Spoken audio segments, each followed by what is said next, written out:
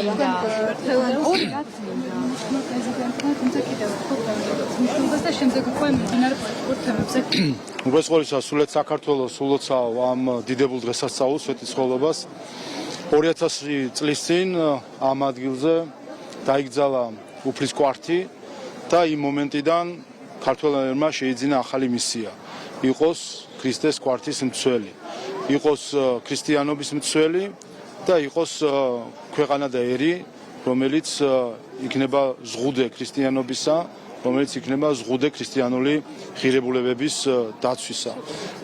ეს არის რაც მნიშვნელოვანი არის ჩვენი ერისთვის გასაცნობიერებლად ის მისია რომელიც შესასრულებელი აქვს ჩვენს ერს რომელიც ჩვენმა წინაპრებმა პინათად შეასრულეს ჩვენამდე მოიტანეს და ახლა ჩვენი ჯერია რომ ეს მისია ჩვენი წილის შესრულებით გადავცეთ ჩვენ მომავალ თაობებს. გარდა ამისა დღეს არის წმინდა მეფე დედოფლის მირიანის და ნანას ხსენების დღე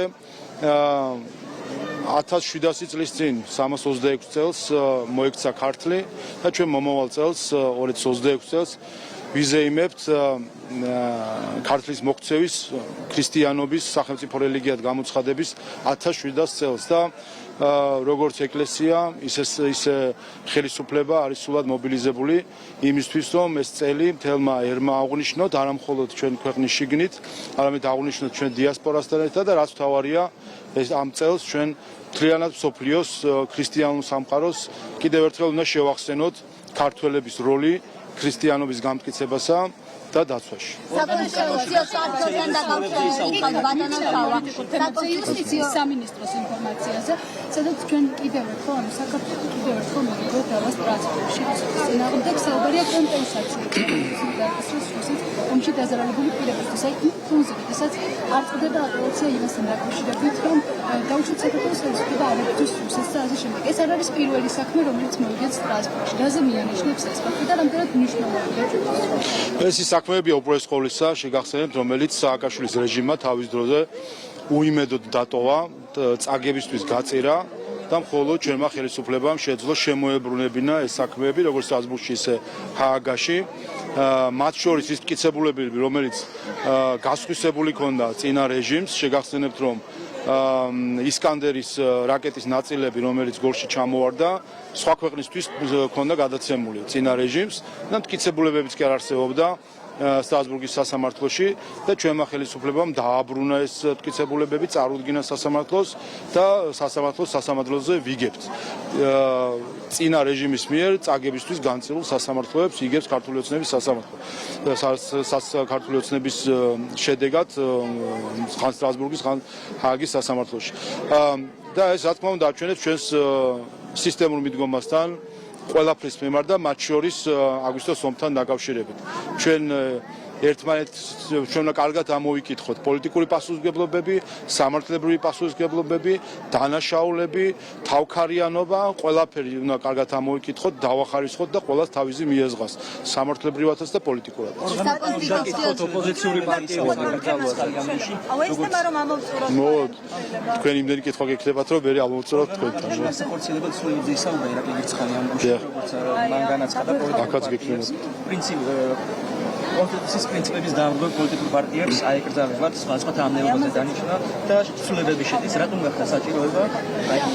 ეს ზოგადად საერთაშორისო სტანდარტია, რაც ჩვენთან მანამდე კანონმდებლობაში არ იყო მოწესრიგებული, იცით რომ განსაზღვრული იყო მხოლოდ პარტიისთვის საქმიანობის აკრძალვა, თუმცა რა თქმა უნდა პარტია არ არის რაღაც იურიდიული ფორმა, ხომ პარტიის არაკონსტიტუციურობას უპირველეს ყოვლისას განაპირობებენ ის ადამიანები, რომლებიც არიან იდეოლოგები და მმართველები ამ პარტიის. შესაბამისად ეს გარკვეული საკანონმდებლო ხარვეზიც იყო ჩვენთან, რომ არ არსებობდა საკანონმდებლო ბაზა პოლიტიკოსების პასუხისმგებლობისა არაკონსტიტუციური ქმედებების გამო. უახლოეს წარსულიდან თქვენ იცით საფრანგეთთან სხვას რომ გადავხედოთ, იცით რომ ეს სხვა ქვეყნებში არის დამკვიდრებული სტანდარტი, ასე რომ ზუსტად ამ სტანდარტის დამკვიდრება ხდება. ლოგიკური და გასაგებია რომ როდესაც თუკი პარტია არის არაკონსტიტუციური, თუკი პარტია შუღლს აღვივებს, თუ კი პარტია ტერიტორიულ მთლიანობას არღვევს, თუ კი პარტია კონსტიტუციის წინააღმდეგ მოქმედებს არა რაღაც იურიდიული პირი, როგორც ასეთი, არამედ ის ადამიანები, რომლებიც პარტიის ქმედებას განაპირობებენ. ასე რომ მნიშვნელოვანი ცვლილება არის და ჩვენ რა თქმა უნდა ამას საკონსტიტუციო საჩვენებელს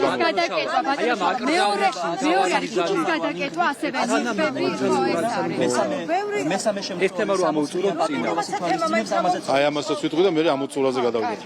ხო, რაც შეეხება შეკრებისა მანიფესტაციების შესახებ პაკეტს, რომელიც ეხება ქუჩის გადაკეტვას და ასევე კანონით აკრძალული ნივთების ქონას მანიფესტაციის დროს, ეს ჩვენ ხედავთ რომ ეს არის რა თქმა უნდა რეაქცია იმ უკანონობაზე, რაც ხდება და ეს არის რეაქცია საზოგადოების მოთხოვნას, რომელიც მათ შორის 4 ოქტომბერს 1.105.000-მა ამომრჩეველმა ქართულ ოცნებას კიდევ ერთხელ წარუდგინა, რომ შეუძლებელია რომ 20 ადამიანი ძალადობდეს 1.5 მილიონიან ქალაქზე.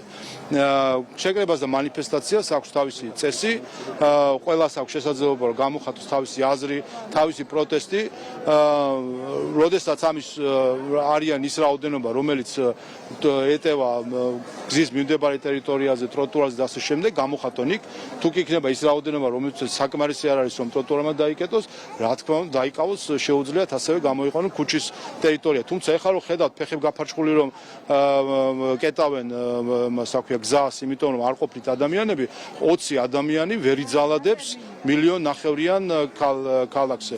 ხედავთ რომ ვერ ეტევიან ფოტოები იყო მათ შორის თქვენთან გავრცელებული, რომ ჯაჭვსაც ვერ კრავენ და ცდილობენ რაც შეიძლება გაიწელონ რომ გადაკეტონ გზა. კიდევ ერთხელ საკითხო მარტივია. უნდა ვინმეს პროტესტის გამოხატვა, კი ბატონო გამოხატოს. კანონში წერია, რომ 20 ადამიანს უფლება აქვს გადაკეტოს ერთ-ერთი მნიშვნელოვანი გზა. წერია, რომ არა, აკრძალულია. ეს არის ჩვენი, ეს არის იმიტომ შეგვაქვს, რომ კანონი, რომ კანონს დაემორჩილოს ყველა. საზოგადოება შეთანხმებულია, რომ ვისაც უნდა პროტესტის გამოხატვა, შეუძლია გამოხატოს, თუ კი საკმარისი რაოდენობა ადამიანის არ არის, მან ქუჩა არ უნდა გადაკეტოს.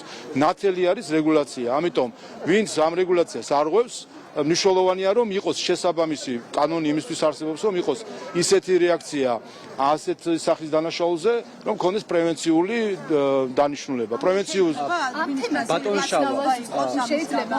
რა თქმა უნდა, აბა საქმე ის არის, რომ რეაქცია, სანქცია უნდა იყოს ისეთი, რომელიც უზრუნველყოფს ადმინისტრაციული გადასტომის თუ დანაშაულის პრევენციას. ჩვენ ხედავთ, რომ არსებული კანონმდებლობა ვერ უზრუნველყოფდა პრევენციას, ამიტომაც არის ეს გადაწყვეტილება მიღებული პარლამენტის მხრიდან, რომ გამკაცდეს ამ მხრივ პოლიტიკა. ოპოზიციური პარტიების აკრძალვაზე მინდა კითხოთ ამის შემდეგ. მესამე სექტორი, არასამთავრობო ორგანიზაციები ამ კანონის მიღების გამო ისინი ამბობენ, რომ ეს არის მურგი შემზღუდავი ხელისუფლებასთან და რეალურად ხელისუფლება ცდილობს პროტესტის ნებისმიერი ფორმა აკრძალოს. აი ამ განცხადებით რეალურად რას იხსენებს მესამე სექტორი თქვენ როგორ ამ უცხო ქვეყნების მიერ დაქირავებულ ორგანიზაციებს რაც შეეხება შეგახსენებთ მათ განცხადებებს, ისინი პარლამენტს უწოდებენ არალეგიტიმურს, ასე რომ შვიდად იყვნენ, თუ კი არალეგიტიმურია პარლამენტი, რატო ნერვიულობენ საერთოდ. ოპოზიციური პარტიების აკრძალვაზე მინდა კითხოთ. რა თქმა უნდა, რეაქცია არის, რაც შორის არ აქვს მესამე სექტორში ადამიანებში პროტესტებისთვის ბატონო. არანაირი მესამე სექტორი ამ სახით არ არსებობს, მათ მითვისებული აქვთ ეს რაღაც სახელდებები, სიამოვნებაში ეს არიან უცხოური ორგანიზაციები და ქვეყნების მიერ დაქირავებული პირები და ორგანიზაციები, რომელთაც აქვს ჩვენ ხო დავინახეთ, მათ აქვს ერთადერთი მიზანი, ეს არის უცხო ქვეყნის ინტერესების გატარება საქართველოში. ყველა ეს ორგანიზაცია კიდევ ერთხელ ჩავხედეთ მათ ქცევას, ნახეთ მათ შორის რომ არჩევნებში მონაწილეობაც კი არ მიიღეს, სამოქალაქო ვალდებულება რაც არის, ისიც კი არ შეასრულეს, იმიტომ რომ არიან რადიკალი ექსტრემისტი ორგანიზაციები, რომლებიც საქართველოში მოქმედებენ უცხო ქვეყნების, მათ შორის სპეცსამსახურების დავალებების შესასრულებლად. ბატონო, მე უნდა მეკითხო. ოპოზიციური პარტიების აკრძალვაზე მინდა კითხოთ.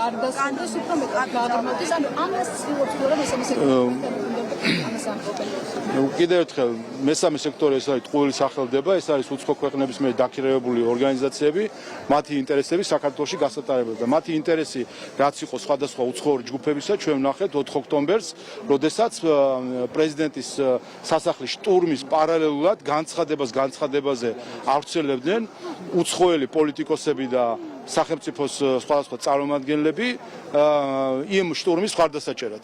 ასე რომ ეს გადატრიალება სულ ჩადგმული და ორგანიზებული და მხარდაჭერილი იყო გარედან, ასე რომ მათი ინტერესების და დავალების შემსრულებლებია ეს ორგანიზაციები. ასე რომ კიდევ ერთხელ საკითხი არის მარტივი, ყველამ გასცეს ერთ მარტივ საკითხს პასუხი.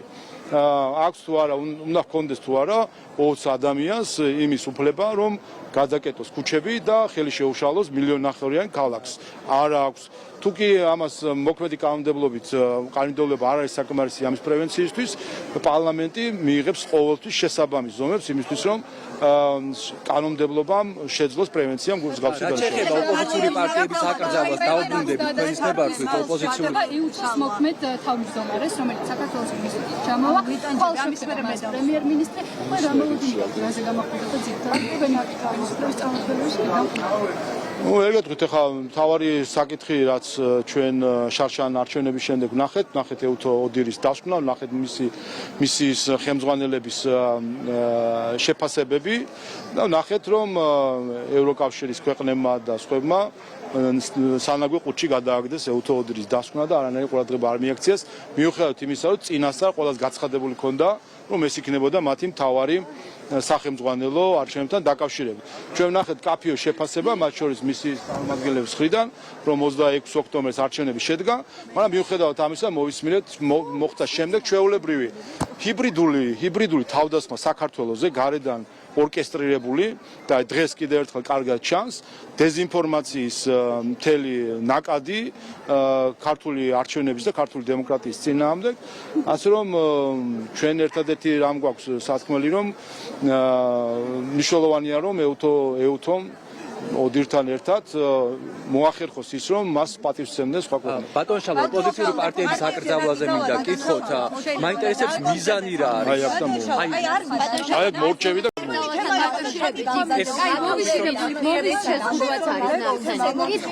შესაძლებელია ოპოზიციის გარკვეული ნაწილიც იყო ჩართული. როგორ ახასეთ მის ამ განცხადებას და ზოგადად სალომე ზურაბიშვილის პასუხისმგებლობა ვისია ახლა 4 ოქტომბერს განვითარებულ მოვლენებთან დაკავშირებით? ზოგადად მე მოგიწევთ და დააკვირდეთ, რომ სალომე ზურაბიშვილი, როგორც უცხოური აქტივი საქართველოში, მას იყენებენ ყველაზე საძაგელი ტყუილების გასავრცელებლად. შეგახსენებთ, რომ ის იყო თავის დროზე შარშან 26 ოქტომბრის არჩევნების შემდეგ, რომელმაც ყველაზე ამორალური ტყუილები გაავრცელა ქართულ არჩევნებთან დაკავშირებით, იგონებდა, რომ თითქოს იყო რაღაც პირადობის მოწმობების ორჯერ გამოყენება, რაც დადასტურდა, რომ იყო ტყუილი, იგონებდა, რომ თითქოს იყო რაღაც 300,000 ზეციური საქართველოს წარმომადგენელი, რომელიც არსაიდან გაჩნდა არჩევნებზე, რაც დადასტურდა, რომ იყო ტყუილი, იძახოდა, რომ ეს იყო რაღაც მასიური შეტევა არჩევნებზე რუსეთის მხრიდან, რაც დადასტურდა, რომ იყო ტყუილი.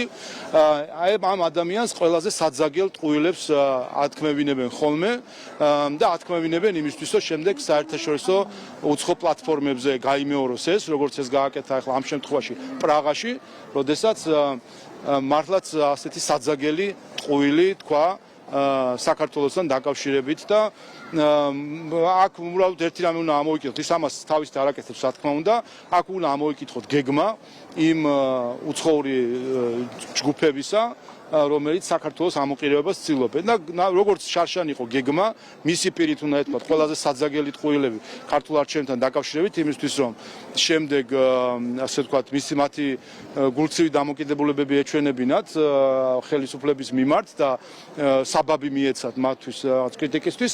ეხლაც აი ამასე უნდა შევხედოთ, ის გამოიყვანეს იმისთვის ამ საძაგელი ტყუილით, რომ ეხლა ნელ-ნელა გამოჩნდეს უცხოეთში ხმები, რომელიც იტყვიან, რომ ღობე 5 ჭანჭიკით იყო გამაგრებული თუ ჩაბეტონებული თუ რკინაბეტონი იყო თუ ქვაღორღი. ასე რომ ეს არის კიდევ ერთხელ აი ეს მომენტი უნდა დაიმახსოვროთ, ესეც შემთხვევით არ არის, რომ პრაღაში, ჩეხეთში უცხო ფორმატში ითქვა ეს ყველაფერი, ქართული სახელმწიფოს წინააღმდეგ საძაგელი ტყუილი, რომელიც მას ათქმევინეს ამ პლატფორმის წარმომადგენლებმა, იმ უცხოურმა ორგანიზაციამ, ვინც ამას კურირებს და ვინც მას კურირებს შესაბამისად.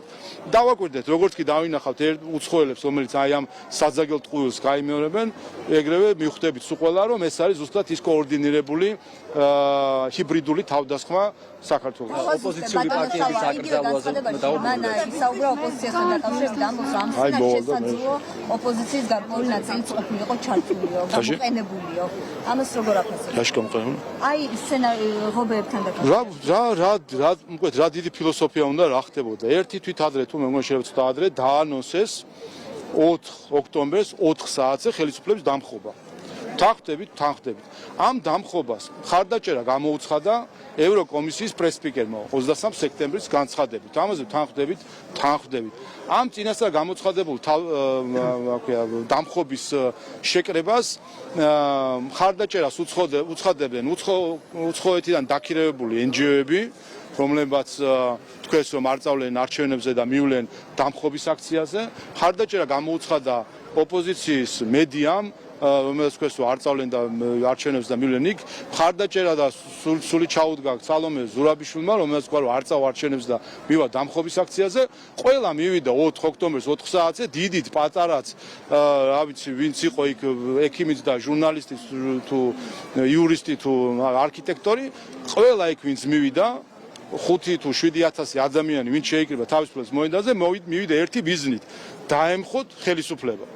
ხელისუფლების დამხობის შემდეგ რა ქვია მანიფესტი წაიკითხეს, გადაიბარეს ხელისუფლება, ამას ტაში დაუკრა იქ ყოფმა ქართველმა ადამიანებმა. 5,000-7,000 ადამიანი დაახლოებით რაც იქ იდგა, იქ ტაში დაუკრეს ქვეყნის გადატრიალებას ამ 7,000 ადამიანმა.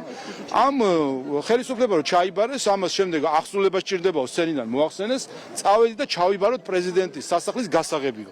წავიდნენ ჩასაბარებლად, მივიდნენ და დაიწყეს ჩაბარება ამ გასაღების. პოლიციამ ისინი გამოაგდო იქიდან, სადაც შევარდნენ და ეხლა ტირიან იმას, რომ რატო არ იყო დანაღმული პრეზიდენტის ტელევიზიაზე და ღობეში რატო არ იყო დენი გატარებული.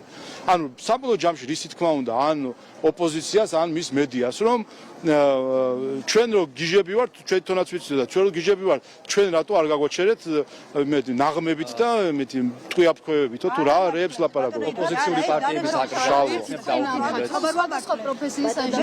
რა თქმა უნდა, უყურეთ, არანაირი კავშირი ამას არაფერთან არ აქვს. ეს არის ერთადერთი მცდელობა და კიდევ ერთხელ სალომე ზურაბიშვილის მიერ პრაღაში საერთაშორისო პლატფორმაზე გაჟღერებულმა ამ საძაგელმა ტყუილმა ამხილა ამ სახელმწიფო გადატრიალების უკან მდგომი უცხოელების გეგმა, რაც არის ეხლა. ამიტომ არის სიჩუმე. რატომ არ გმობენ?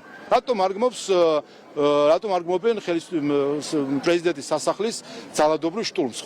სხვა შემთხვევაში ხო ერთი რაღაცა რომ რაღაც ცუდად ჩიტმა გადაიფრინო საქართველოში ყველაფერზე კომენტარი. რატო არ გმობენ? რატო არ გმობს ევროკავშირის ელჩი? აი ჩვენი შარშ აი ვიცით ხო და უყურეთ აი თქვენ კითხეთ როცა შეხვდებათ ევროკავშირის ელჩი კითხეთ რომ შარშან არჩევნების წინ ჩვენი საარჩევნო ბანერები რომ დაგმო ჩვენი პარტიის ვინ ეკითხებოდა ევროკავშირის ელჩს წელს იმ პრეზიდენტის სასახლის შტურმი ძალადობრივი რომელსაც ისინი აბარებენ წუნებათა სიგელს და რომელიც არის მათი მასპინძელი ამ ქვეყანაში ამ სასახლის ძალადობრივ შტურმს იმ ჯგუფების მიერ, რომელიც არის მათი მხარდაჭერილი ჯგუფები, NGO-ები და ოპოზიცია, რომელს შეკრებასაც მხარდაჭერა გამოუცხადა ევროკომისიის პრესსპიკერმა და დღეს უყვალო დაიმალა და კრინტი რო არ გვესმის მათგან, რატო არ გმობენ ამ ყველაფერს? სოციალ-დემოკრატების ფრაქციამ მოითხოვა ქართული ოცნების ჩინოვნიკების დასახსნელად.